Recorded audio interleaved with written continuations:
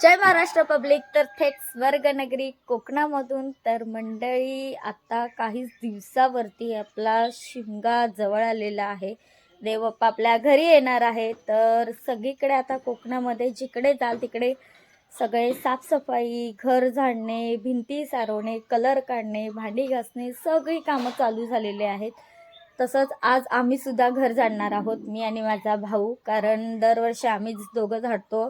तो कधी असेल तर तो, नाहीतर मी असते.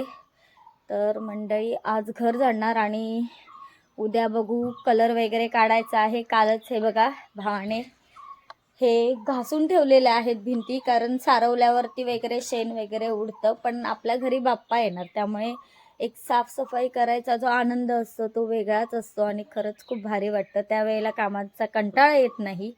आणि आजचा मी ब्लॉग शूट करणार आहे कारण आजच्या दिवसामध्ये किती काय काय करायला होतंय कामं बघू आता. कारण आता 2 दिवसावरती आलेला आहे आणि आमच्या आता लागोपाठ शो पण आहे, त्यामुळे नंतर टाइम भेटणार नाहीये.